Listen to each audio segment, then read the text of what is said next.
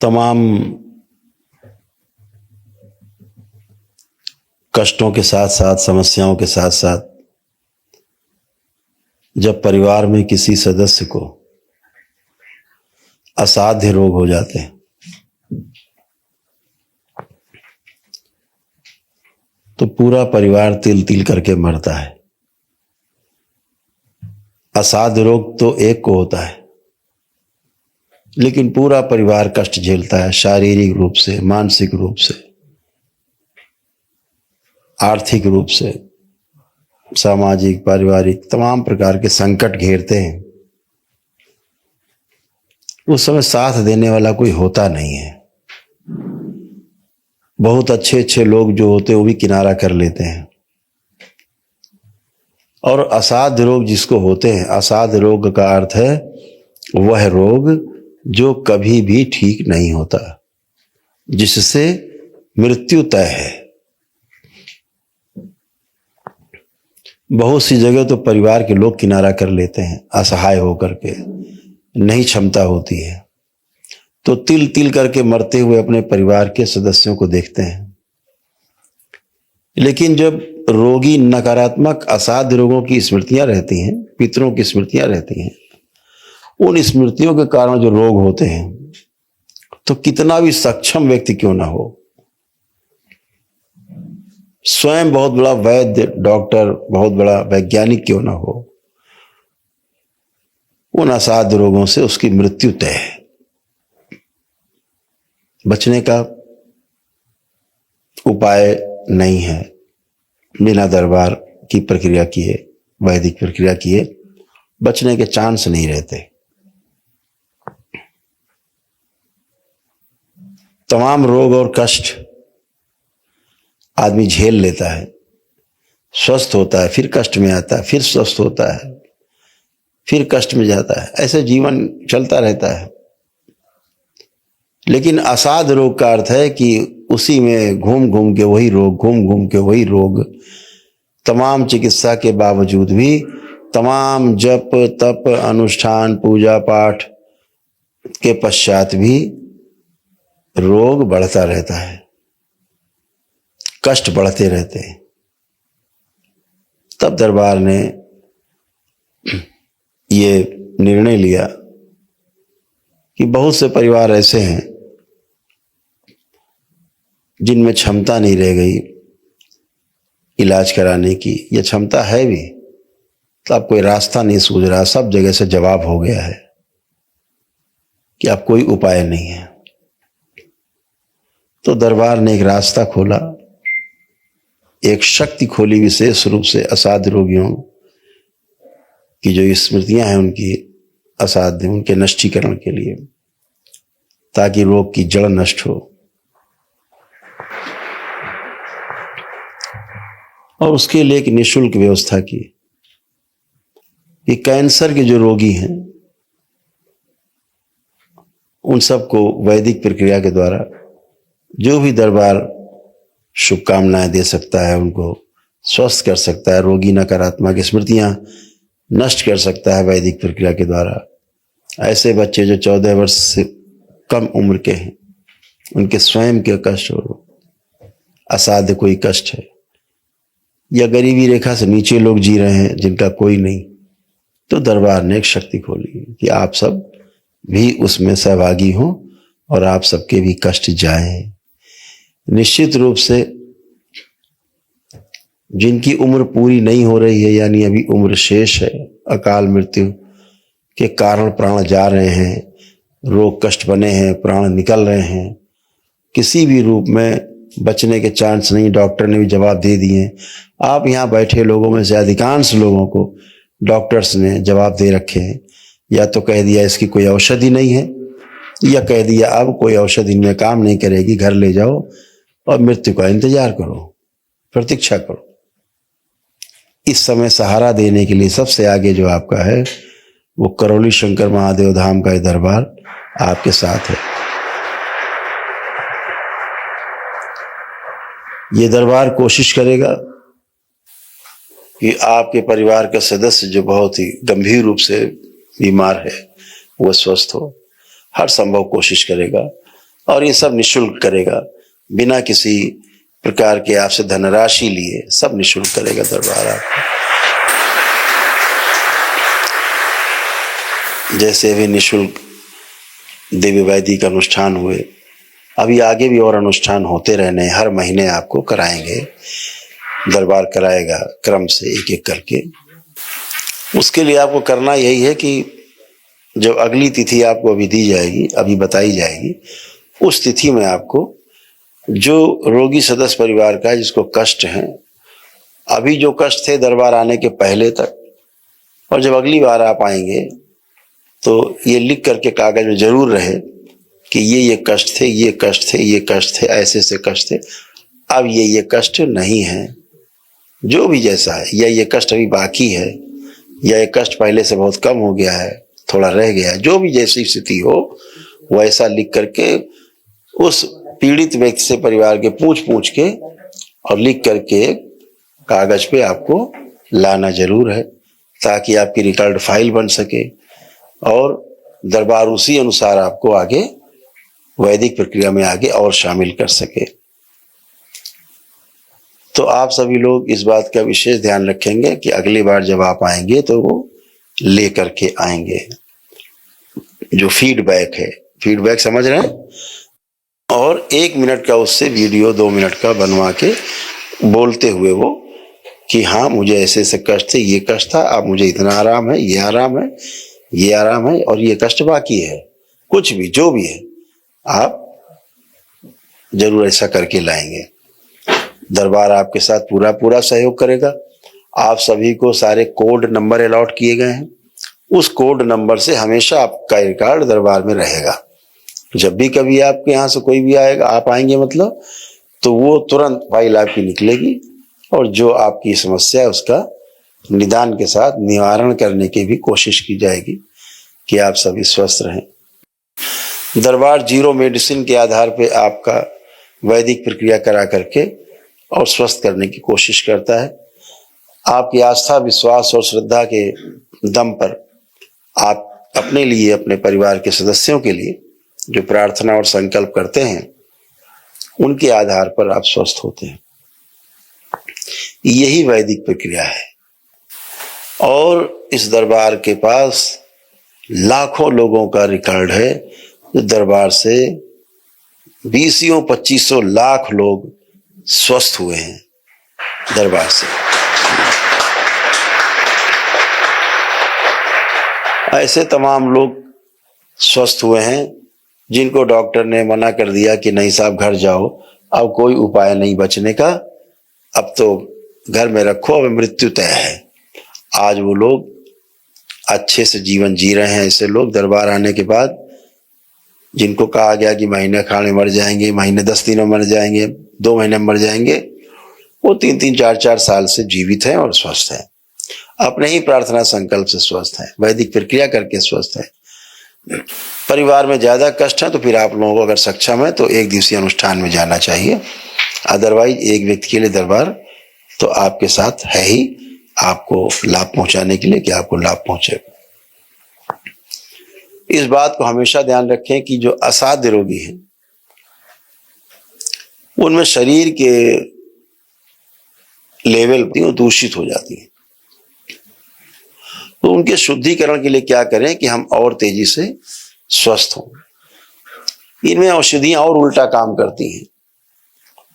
आदमी अपने असाध्य रोग से पीड़ा में है, कष्ट में है, यह औषधियां, दर्दनाशक औषधियां, ये जो औषधियां देते हैं, कहते हैं एंटीबायोटिक हैं, ऐसी औषधियां, निद्रा देने की औषधियां, इनके अलावा यही औषधि है। इसके अलावा इनके पास कोई भी औषधि नहीं है। आप सभी को पता है, कैंसर को खत्म करने के लिए आज तक कोई भी दवा नहीं बनी। उसके बाद भी आपको दवा खिलाई जाती है। नाम है असाध्य रोग की, कभी ठीक नहीं होगा, लेकिन फिर भी दवा खिलाए जा रहे हैं। कह भी रहे हैं कि इसकी कोई दवा नहीं है, फिर भी खिलाए जा रहे हैं। बच्चों के असाध्य रोग हैं, औषधि बनी नहीं संसार में। तो निद्रा जो है आपको बहुत गहरी अब आने वाली है। आपके परिवार के सदस्य को जो रोगी है, गहरी निद्रा ही सबसे बड़ी औषधि है, सबसे बड़ी दवा है। निद्रा आपको चार्ज कर दे, कितना भी आप काजू बादाम किशमिश और बड़ा 56 प्रकार का व्यंजन करो, लेकिन सोना तो पड़ेगा। ऊर्जा आप में रिचार्ज होते हैं आप सोने के बाद। आप चाहे कितना ताकत और चीजें खा लीजिए, उससे आपको ऊर्जा नहीं कि आप ना सोएं, ऐसा नहीं, सोना तो पड़ेगा। तो निद्रा गहरी चाहिए, तो गहरी निद्रा हो जाएगी। जो निद्रा नहीं आती थी, खूब गहरी निद्रा आएगी। अब माँ का चित्र अपने घर में रखो, जो बना हुआ है माता का विग्रह है, माँ महाकाली का एक फोटो है, बाबा माँ की लगी हुई है, बीच में माँ की एक फोटो है माँ महाकाली की। ऐसे यहाँ से एक चित्र लेकर के अपने घर में रख करके संकल्प प्रार्थना करें, तब करें। रोज प्रातः काल जो आपके घर में रोगी है उसको दर्शन कराएं, उसको प्रणाम कराएं, अपनी प्रार्थना करें कि माँ हमारा आज का दिन शुभ हो। रोज यही प्रार्थना करनी है कि माँ हमारा आज का दिन शुभ हो। ऐसे हर दिन शुभ होता जाएगा तो पूरा जीवन शुभ हो जाएगा। ऐसे प्रार्थना करके अपनी स्मृतियां हैं उनको नष्टीकरण करना है। दूसरा, एक बात ध्यान रखनी, भोजन असाध्य रोगी अगर सूर्यास्त हो जाए तो फिर चाहे जितनी भूख लगी हो फिर भोजन नहीं करे। जितना भोजन करना है, जो भी करना है, सूर्य अस्त होने के 1 घंटे आधे घंटे पहले तक भोजन कर ले। इसके बाद फिर अगले दिन प्रातःकाल ही भोजन करे और उस समय उसको बहुत कस के भूख लगेगी। आपको पता है भोजन करने का जो सबसे सही समय है वो प्रातःकाल 9 से 10 बजे के बीच में। आयुर्वेद यही कहता है। आयुर्वेद के अनुसार जो उपवेद है हमारे वेदों का, उसके अनुसार सबसे सही समय प्रातःकाल 9 से 10 का ऐसा समय है कि आप कुछ भी खाओ भस्म हो जाएगा खा के। फिर बताया गया कि दोपहर बाद बहुत हल्का भोजन करना है। जो सुबह कर लिया खूब कस के, उसके बाद दोपहर बाद वाला भोजन हल्का करना है और रात्रि में फिर नहीं करना है। वो सबसे नहीं करना है मतलब नहीं करना है। ये एक औषधि है। तो जो दिन भर में आपके शरीर में आपने इकट्ठा किया है, रात भर में व्यवस्था कर लेता है शरीर, उसको पचा लेता है, आपके शरीर में रस धातुओं को पुष्ट करता है और आपको आपकी इम्यूनिटी को बढ़ाता है, आपकी जीवनी शक्ति को बढ़ाता है, जीने की जो शक्ति है उसको बढ़ा देता है। ये आपको करना है। ये बहुत बड़ी औषधि है कि अगर हम सूर्यास्त के पश्चात फिर जल के अलावा फिर हम कुछ भी नहीं खाएंगे, तय कर लिया कुछ नहीं खाएंगे। ये जरूर इस बात को ध्यान रखें। अंकुरित अनाज का प्रयोग करें।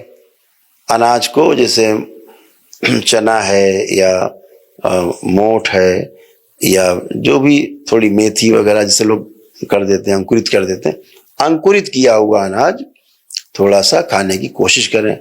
कम पचता हो तो डाल करके उसमें कढ़ाई में और उसको ढक्कन से ढक करके हल्का सा पानी के छींटे दे करके हाफ बॉयल कर लिया तो आराम से कुचल जाएगा। वैसे ना खा सकते हो तो उसको पीस करके हल्का बॉयल करके पीस करके और उसकी रोटी बना करके उसी खिला दीजिए अंकुरित अनाज की। ये भी फायदा करेगा आपको। लेकिन कच्चा खा लेना सबसे ज्यादा फायदेमंद है अंकुरित होकर के। अगर मेवा वगैरह कोई खिलाएं तो पहले भिगो करके उसको पूरा 8-10 घंटे रखें, जल में भीग जाए, अंकुरित हो जाए, फिर से हरा हो जाए तो खाना चाहिए, तभी वो आपके शरीर में लगता है। इस बात को ध्यान रखो। दूध अगर गाय का ना हो, कौन सी गाय? देशी गाय, ये जर्सी गाय नहीं, देशी गाय का दूध अगर आपके पास नहीं है तो जो कैंसर के रोगी हैं दूध की तरफ देखें नहीं। जो कैंसर के रोगी, अगर गाय का, देशी गाय का दूध नहीं है तो, अगर देसी गाय का है तो बहुत सुंदर, लेकिन उसमें भी सावधानी रखनी है। जैसे देसी गाय का दूध है, आपने उसको गर्म किया, एक बार खौला लिया, खौला के रखा है, फिर आपको मान लीजिए 2 बार पीना है तो दोबारा गर्म करके फिर खौला के नहीं पीना है। गुनगुना कर सकते हैं लेकिन खौलाना नहीं है। क्यों नहीं खौलाना है? दोबारा आपने अगर दूध को खौलाया तो वो एसिडिक हो जाएगा, शरीर में आपके गैस उत्पन्न करेगा, वायु उत्पन्न करेगा और शरीर की व्यवस्था को जो एसिडिक है उसको बढ़ा देगा। एक बार तक का दूध उबाला हुआ वो लगभग अल्कलाइन की पोजीशन में रहता है। इसी प्रकार दही जमाएं तो दही को भी जो है ऐसा ना हो कि एक बार उबाल कर रख दिया, फिर दही जमाते समय फिर उबाल दिया और फिर उसका दही जमा दिया, ये दही एसिडिक होगा, अम्लीय हो जाएगा क्षारीय के स्थान पे। तो अगर दोबारा जमाना, एक बार का खौला हुआ दूध रखा है, दोबारा उसको दही जमाना है तो केवल बॉयल ना होने पाए, गर्म करके हल्का सा उसको दही के लिए जमा सकते हैं। उस दही का प्रयोग किया जा सकता है। अंकुरित अनाज है दही, ये सब चीजें, लेकिन गाय के दूध से ही निर्मित, देसी गाय के दूध से निर्मित ये वस्तु हो। कैंसर के रोगी ना ही खाएं तो बहुत अच्छा। सबसे बड़ी एक आपको बात बताना चाह रहे हैं, कैंसर के जो रोगी हैं सामने बैठे हैं मेरे तमाम, अगर आप 2 चीजें छोड़ दें तो कैंसर आपका कुछ उखाड़ नहीं सकता। 2 चीजें अगर कड़ाई से छोड़ दें, एक चीज है जिसका नाम है मिठाई, शक्कर से बनी वस्तुएं, मीठी चीज एकदम छोड़ दें। कसम खा ले कि हमें छूना नहीं है। जब तक हम स्वस्थ नहीं हो जाएंगे तब तक नहीं खाएंगे, स्वस्थ हो जाएंगे तो फिर खाएंगे, लेकिन जब तक स्वस्थ नहीं हो जाए, मुक्ति नहीं मिल जाए इस कैंसर रूपी राक्षस से, हम नहीं खाएंगे। और दूसरा है नमक। जितना कम से कम नमक खाएं, सेंधा नमक खाएं, उसके स्थान पे सफेद नमक के स्थान पे थोड़ा सेंधा नमक खाएं। तो टेस्ट को अगर छोड़ दिया जाए कुछ समय के लिए तो ये आपको बहुत बहुत बहुत फायदा करती हैं चीजें।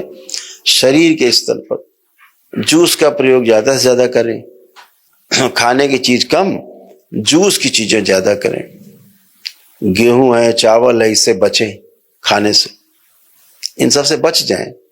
नहीं खाना हमें अनाज, दालें ले सकते हैं आप, दालें खा सकते हैं।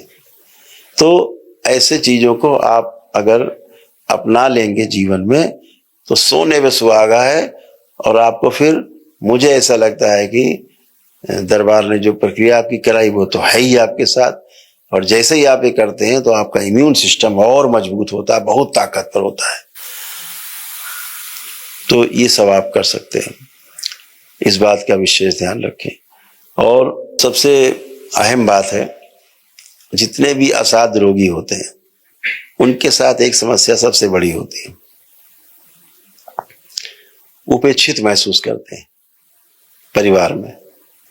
उनकी तरफ बहुत ज्यादा लोग उब जाते हैं तो ज्यादा ध्यान नहीं देते हैं, तो उसको लगता है कि मेरा कोई घर में है नहीं देखने वाला। इस बात से बचना है, ये भाव उसके अंदर नहीं आने देना है। बहुत सहानुभूति रखनी है, उसकी एक बात पे तुरंत 4 लोग खड़े हो जाओ, हाँ बोलो बताओ क्या बात है, इतनी सहानुभूति रखिए। ये सहानुभूति बहुत बड़ी दवा है। जब अस्पताल में कोई व्यक्ति भर्ती होता है और वहां आप उसको देखने जाते हैं किसी नजदीकी आदमी को, वो अंदर कितना खुश होता है कि, और रात में शाम को बताता है आज फला फला आए थे, आज फलाने भैया आए थे, आज फलानी चाची आई थी देखने, बड़ा प्रफुल्लित होकर बताता है। यह जो प्रफुल्लता है वो है उसकी औषधि है। तो आप जितना उसके लिए सहानुभूति रख सकें, उसके प्रति केयरिंग हो सकें, उसको ज्यादा से ज्यादा देखभाल कर सकें, ये उसके लिए संजीवनी का काम करती है। कैंसर के बारे में एक बहुत बड़ा भ्रम है, अभी तक इसका जो ट्रीटमेंट है सफल सटीक खोजा नहीं जा सका है। अभी इसका परीक्षण भी ठीक से खोजा नहीं जा सका है, डायग्नोसिस भी ठीक से नहीं हो पाता है।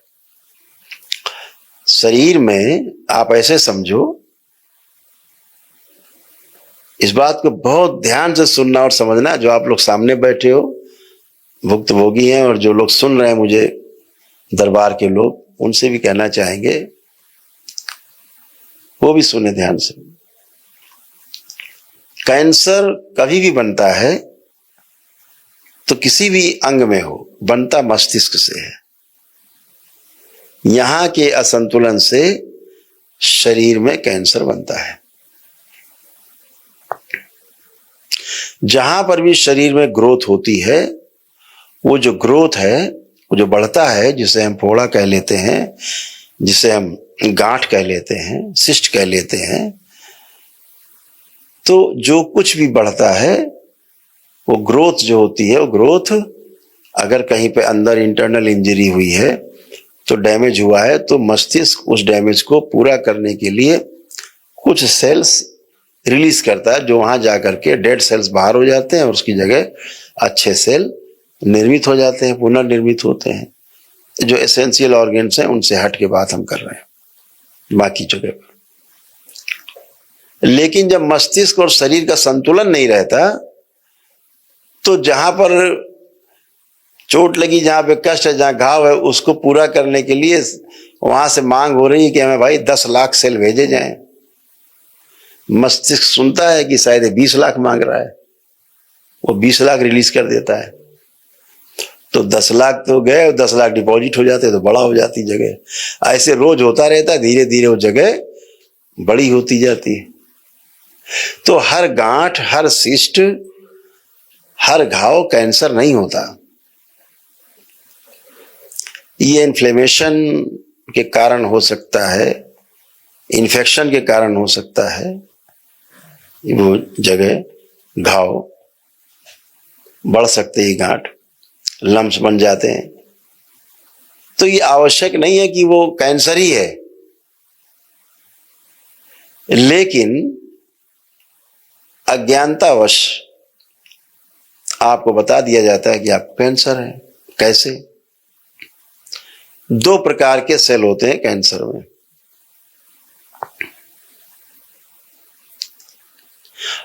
और जितने लोग यहां बैठे हैं, जितने लोग इस धरती पर हैं, जन्म ले चुके हैं, शरीर हैं, सबको कैंसर है।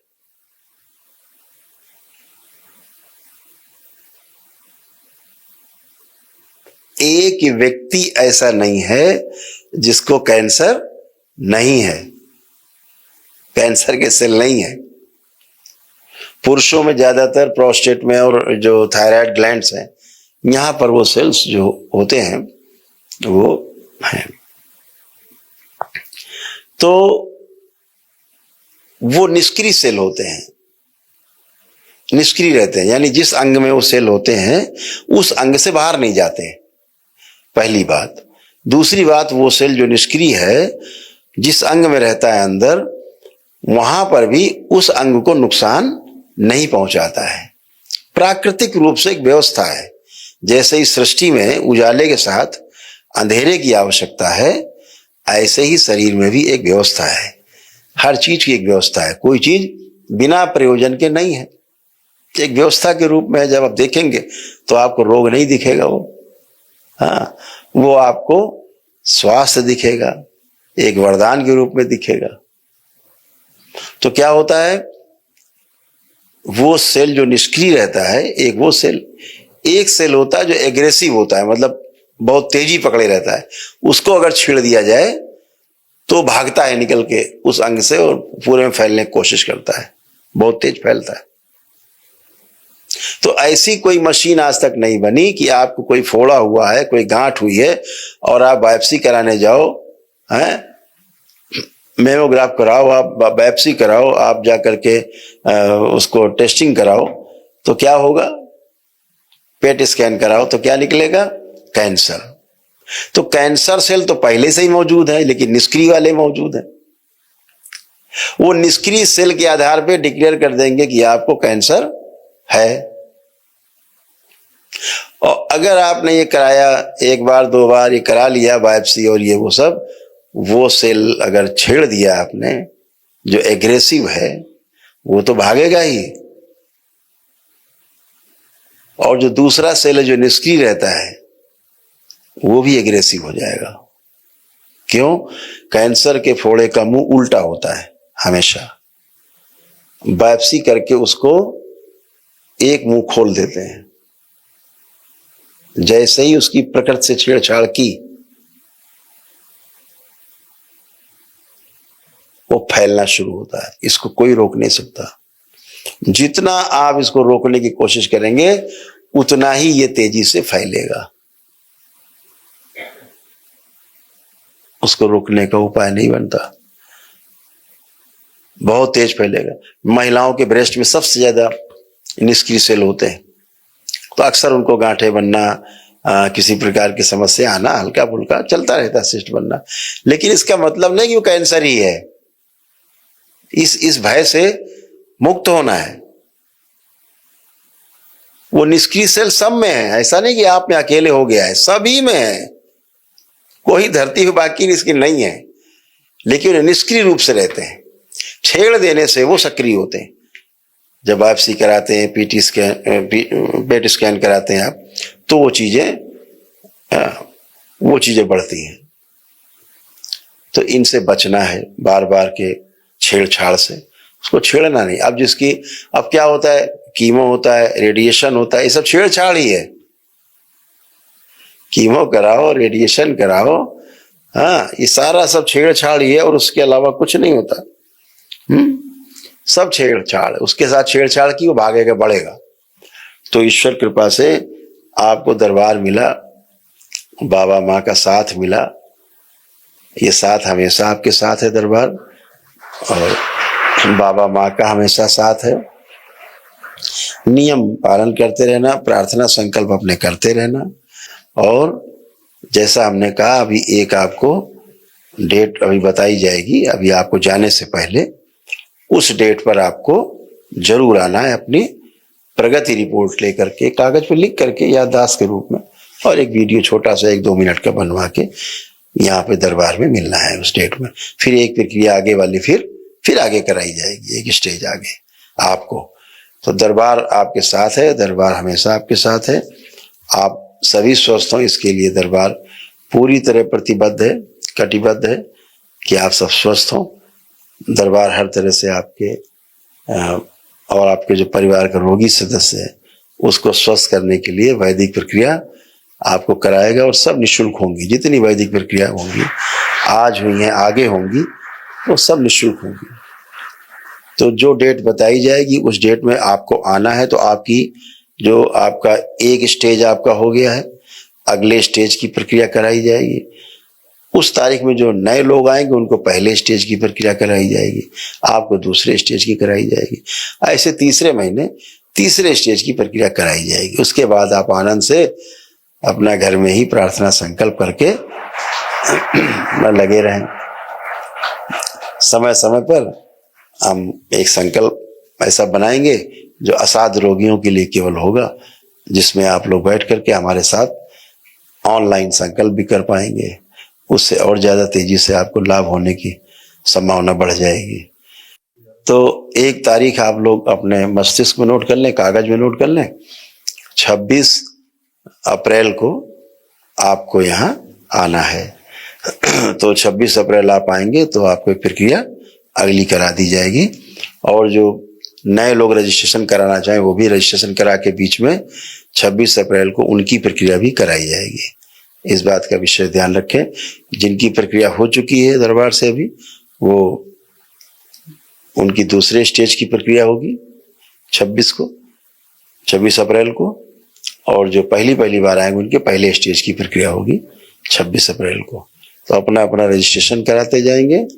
आपका सारा रिकॉर्ड सुरक्षित है, ताकि आपसे संपर्क बनाए रखा जा सके। कोई दिक्कत है तो उसको दूर की जा सके।